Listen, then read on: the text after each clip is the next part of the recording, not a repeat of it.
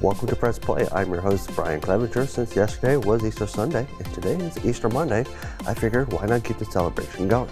So today we're diving into games with a bit of Easter spirit, whether they're bunnies, chaos, or secrets hidden just beneath the surface. We'll be throwing punches and fists as we help a certain rabbit take on the Legion, revisiting a forgotten Disney icon in Epic Mickey, and taking a look on how hidden content in video games can turn into some of the best discoveries you'll ever find.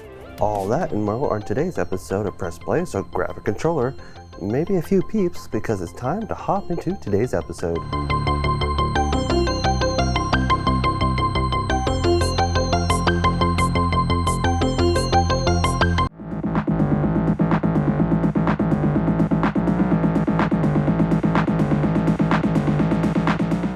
Let's start with something a little unexpected. Fist, Forge and Shadow Torch, was developed by Tai Games, Chinese studio, and this was actually their first major game. Yeah, first game, no pressure. But with Fist, they went in a very different direction. You play as Rayton, also known as Ray, a former soldier turned resistance fighter. It just so happens to be a rabbit. Not the kind hiding eggs, the kind throwing hands. Set in a diesel punk-inspired world, Ray is thrown back into action to fight against the Legion, a mechanized force that has taken control of the city, because apparently even robots have beef with rabbits. Armed with a massive mechanical fist, you'll punch, drill, and smash your way through enemies in this action-heavy Metroidvania. And I mean massive. This thing looks like it can open a jar of pickles from across the room. So yeah, not exactly your typical Easter Bunny. This is more like the Easter Bunny after a villain arc. Now, let's talk about the visuals. The game looks incredible. The world really fits the story with this grim, industrial, almost oppressive atmosphere that makes everything feel like it's been taken over. It's dark, but not in a way that's hard to look at. More like everything's been through something. The environments are packed with details, from the machinery in the background to the lighting that gives you each area its own identity. And the characters look amazing too. Ray especially stands out, with his design balancing that tough resistance fighter look while still reminding you, yeah, he's still a bunny, which somehow makes it even better, because one second you're admiring the world and the next you're watching a rabbit demolish robots with a giant metal fist, and honestly the contrast never gets really old. Now let's talk about gameplay. Fist plays like a classic Metroidvania, meaning you'll be exploring interconnected areas, unlocking new abilities, and backtracking to places you couldn't reach before. So if you ever thought, I feel like I've been here before, you probably have. But what really stands out here is the combat. It's fast, it's heavy, and every hit actually feels like it lands. Like not just hitting an enemy, and that makes a huge difference. You're not just mashing buttons, you're timing attacks, dodging, and figuring out how to chain everything together. And once it clicks, it feels really good. Switching between different weapons like the drill and the whip also keeps things fresh. Each one changes how you approach fights. The drill is more aggressive, the whip gives you range, and then there's the fist. Yeah, I definitely had a favorite. It was the one that hit the hardest. There were even moments where I thought I had everything under control, and then the game reminded me I did not. You ever walk into a fight, feel confident, and then immediately regret every decision you've ever made? That happened a lot. But that's part of what makes it fun, because when you finally do win the fight, it actually feels earned. I'll be honest, I originally picked this game just because it had a bunny, for the Easter episode. But once I actually started playing it, I ended up enjoying it way more than I expected. I thought this was going to be one of those games I play for a few hours, talk about it, and move on. But here I am, past 5 hours and still playing it. And honestly, I plan on finishing it because I love that Metroidvania style, the exploration, progression, and feeling of slowly getting stronger over time. It works for me, and this game does it really well. Now, after all that, what would I rate this game? I'm giving Fist, Forge, and Shadow Torch a 9.5 out of 10. This game feels amazing, the combat feels great, the world is engaging, and it keeps me coming back way longer than I expected. The reason it's not getting a full 10 is because there were a few moments where the pacing slowed down, especially when backtracking or figuring out where to go next. It's like it needs more travel options or shortcuts, but nothing that breaks the experience. But just enough to remind you you're still in a Metroidvania. Overall, though, this is an easy recommendation.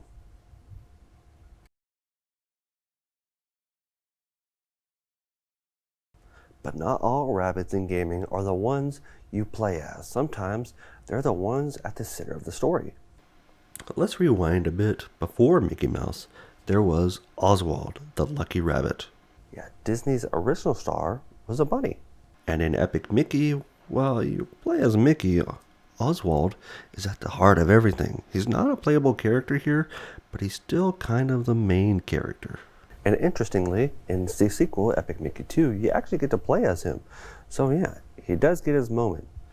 Developed by Junction Point and directed by Warren Spector, Epic Mickey takes a very different approach compared to what you might expect from a Disney game. Instead of bright, happy worlds, you're dropped into the Wasteland, a forgotten world made up of discarded Disney characters and ideas. And at the center of it all is Oswald, which, for this episode, still makes it feel very fitting. Visually, this game actually reminds me of Fist, which is a little weird when you think about it. Because when you think of Disney, you think of the bright, colorful, happy world. No, not this. Not a black and white world with a darker, almost grim atmosphere. But honestly, it works. Because the visuals match the story perfectly. This world is made up of characters that have been forgotten, left behind, and as you explore, you start to realize a lot of them were connected to Mickey. Which kind of makes it feel like Mickey's a little egotistical. Like he remembers the big names, Goofy and Donald, but everyone else, not so much. And that adds this really interesting layer to the game, where it's not just about fixing the world, it's about dealing with what was left behind. And honestly, that ties directly into the story, because this whole situation, it's kind of Mickey's fault. At one point, Mickey ends up in Yen Sid's workshop and discovers this world, a place meant for forgotten characters. And being curious, he starts messing with it. Which goes about as well as you expect. He accidentally creates this ink monster, tries to fix it, makes it worse, and then just leaves. Fast forward, and that mistake comes back to haunt him, literally. Mickey gets pulled into the wasteland, and now he has to deal with the consequences of what he caused, which also explains why Oswald isn't exactly happy to see him, because from his perspective, Mickey didn't just forget everyone, he replaced them, and that tension between the two is what really drives the story forward. Now, let's talk about the gameplay. The gameplay is actually pretty easy to pick up. This version I played is Epic Mickey Rebrushed, a remake for the original Wii version from 2010, now brought to modern consoles. But what really makes Epic Mickey stand out is how it plays. Instead of just jumping and attacking like a traditional platform, you're given two tools: Paint and Thinner. Paint restores the world, fixing objects, rebuilding platforms, and helping characters along the way. Thinner does the opposite. It removes things, opening new paths, clearing obstacles, or sometimes creating problems. And the interesting part is the game doesn't tell you which one is right. You can play it safe, or you can take shortcuts. And sometimes those shortcuts can come back to haunt you. That's what adds this extra layer to the gameplay. You're not just moving through levels, you're actually shaping them. Your choice changes how the world reacts to you, how characters respond, and even how certain situations play out. There are moments in the game where the game will straight up at Oz and ask if you're sure, because what you're about to do might cause more harm than good. But now, let's give this game a number. I will rate the game a 6 out of 10. The reason being is that the tutorials is too long, and while I try to aim at objects to paint, an Easter egg. No, not that kind of Easter egg, but it is the same idea. An Easter egg in a video game is something hidden, something the developers tucked away for players to find. It's not part of the main objective. You don't need it to beat the game, but if you do find it, it feels like you discovered something you weren't supposed to. And sometimes these can be really simple, like a small reference, a hidden room, or even just a joke. Other times they can be full on secrets. Games like Call of Duty Black Ops Zombies, all well known for this, entire maps are filled with Easter eggs, hidden steps, secret interactions, even full storylines that most characters would never find without really digging into it.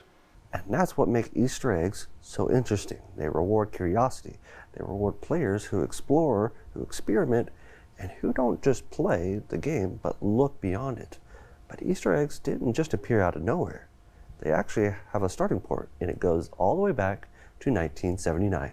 One of the very first video game Easter eggs showed up in a game called Adventure. Now, at the time, game developers weren't really credited for their work. So one developer, Warren Robinett, decided to do something about it.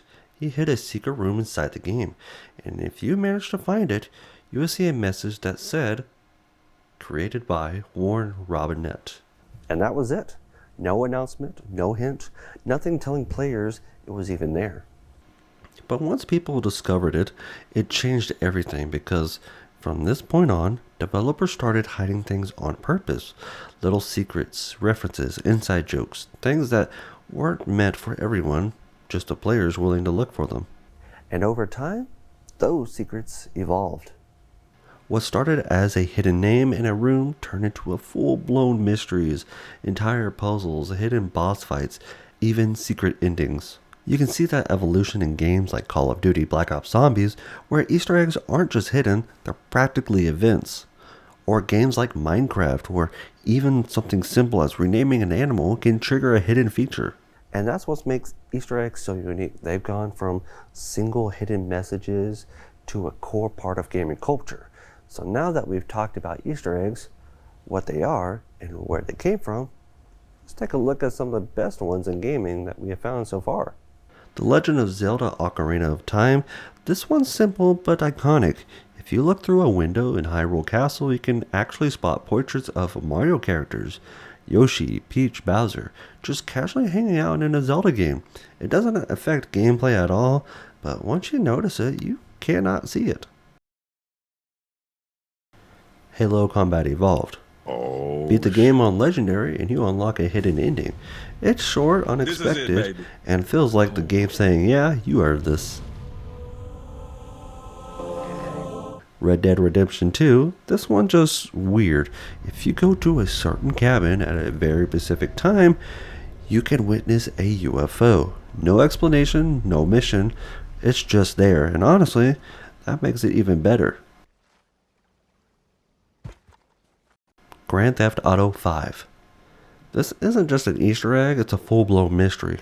At the top of Mount Chiliad, there's a mural covered in symbols that pointed to UFOs, jetpacks, and something else entirely.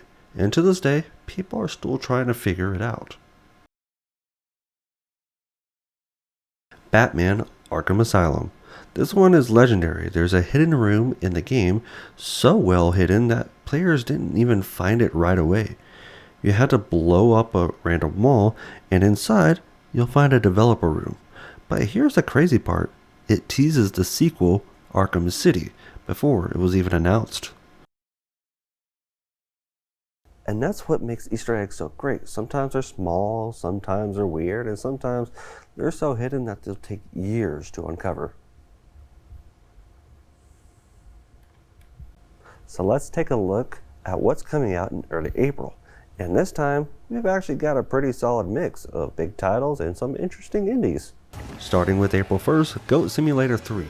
This is a chaotic sandbox game where you play as a goat, causing as much destruction as possible. It leans heavily into physics-based humor, random events, and just complete nonsense. Honestly, it's less about objective and more about seeing how much chaos you can create.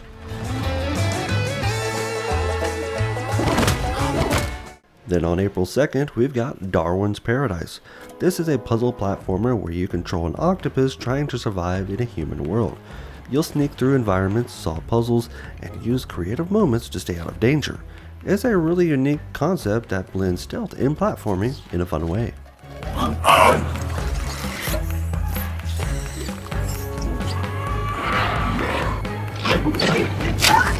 Fishbowl released on PC, a narrative-driven experience centered around everyday life and personal reflection. You'll interact with objects and conversations that slowly build a story. It focuses more on atmosphere and emotions than traditional gameplay.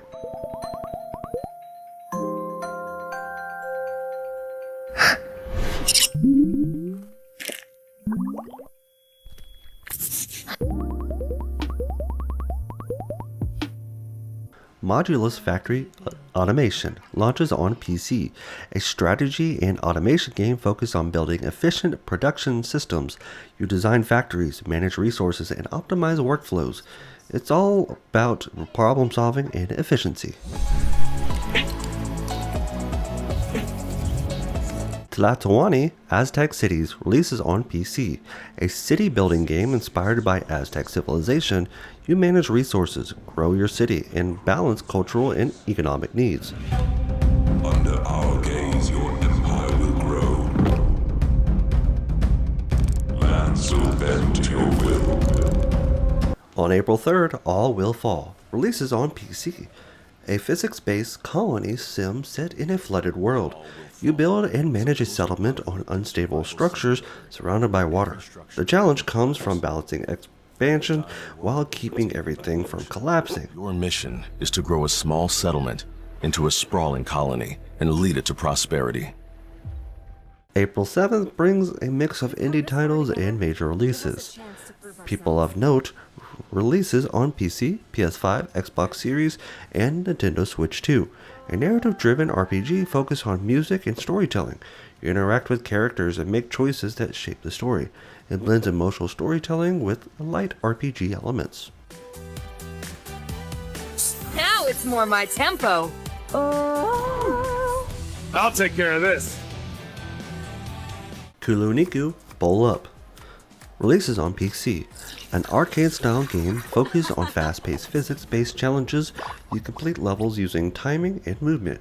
It's simple to pick up, but difficult to master.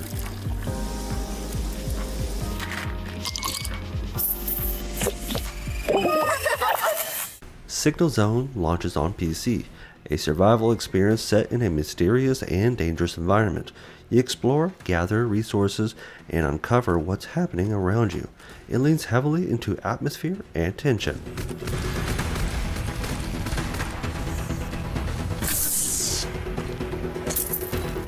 Road to Vostok enters early access on PC.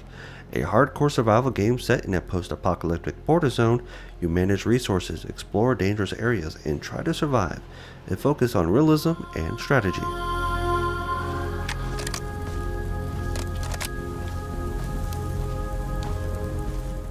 Starfield is arriving on PlayStation 5. This is a massive space RPG where you explore planets, build ships, and shape your own story. There are multiple factions, deep customization, and a huge galaxy to explore. Like other Bethesda games, it's all about freedom and letting you play your way.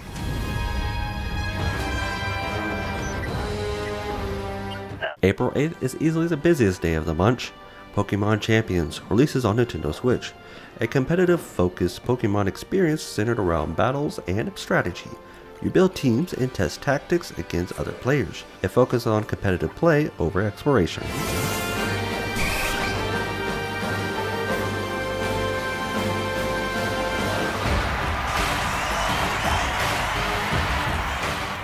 The Occultist releases on PC, Xbox Series, and PlayStation 5. A horror game focused on investigation and survival. You explore a haunted location while uncovering dark secrets. It leans into atmosphere and psychological tension.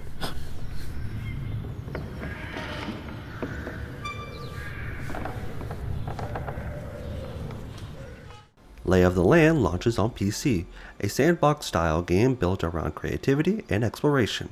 Players can shape the environment and experiment with systems. It emphasizes player freedom.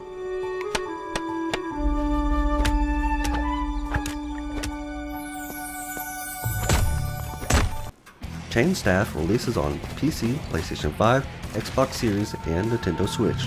An action game focused on chaining attacks together in combat. You use timing and movement to build combos. It emphasizes skill-based gameplay. Against our enemies. Hey, I'm sitting right here. How do you feel, son? Like I got a big alien bug on my head, sir.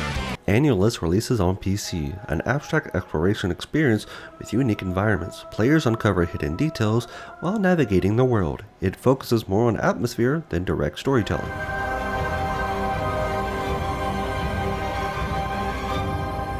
Samson, a Tindleston story, launches on PC, a narrative-driven game focused on character and story. You follow a journey shaped by choices and interaction. It emphasizes emotional storytelling. I never picked the smart job. I picked the one that bought me another day. The House of Hikmah releases on PC, a strategy and management game centered around knowledge and growth. You build and expand a center of learning. It blends educational themes with strategy mechanics. To this place that remembers you. You left me. On April 9th, Minos releases on PC. A maze-building roguelite where you play as the Minotaur, defending your labyrinth. You design traps, reshape your maze, and stop adventurers from escaping. It blends strategy, action, and replayability.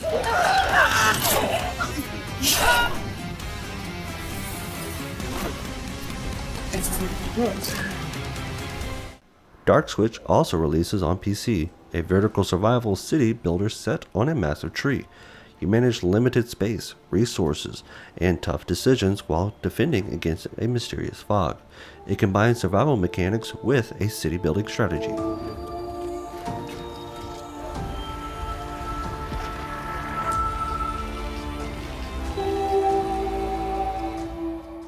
Tiny Bookshop releases on PC and Switch, with a PlayStation 5 version also announced.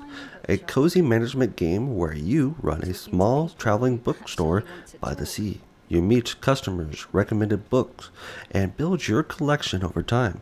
It focuses on relaxing gameplay in a calm atmosphere. And just do what you're good at. And lastly, on April 13th, Before I Go will be released on PC, PS5, Xbox Series, and Switch. A narrative-driven experience set in a haunting, dreamlike fantasy world. You explore themes of memory, identity, and acceptance through a deeply emotional journey. It's less about traditional gameplay and more about the story and what it represents.